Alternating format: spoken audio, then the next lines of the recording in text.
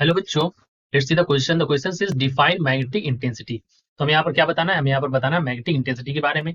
देखिए यहाँ पर जो हमारा की कॉन्सेप्ट हो जाएगा, दैट की कॉन्सेप्ट इज सी।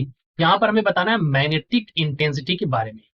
तो शब्द से आपको समझ में आ रहा है कि क्या बताया गया यहाँ पर कि मैग्नेटिक जो स्ट्रेंथ है या इंटेंसिटी है वो यहाँ पर एक प्लेस पर क्या होगी। तो इसको आप डिनोट करते हैं एच से, और एच होता किसके बराबर है? एच होता है बी और म्यू नॉट के बराबर।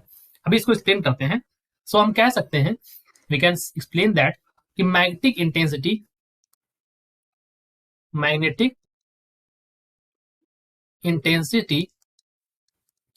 Is the,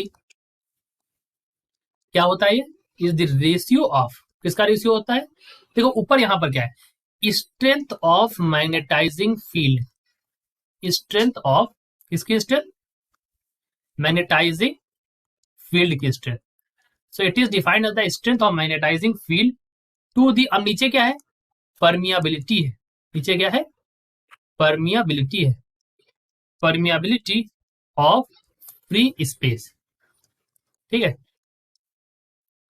is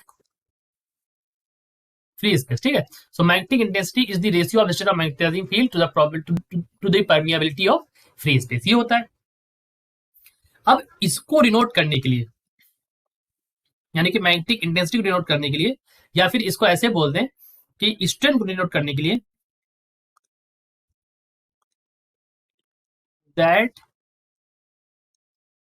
strength of magnetic field, that strength of magnetic field at a point can be given in terms of vector quantity, in terms of vector quantity,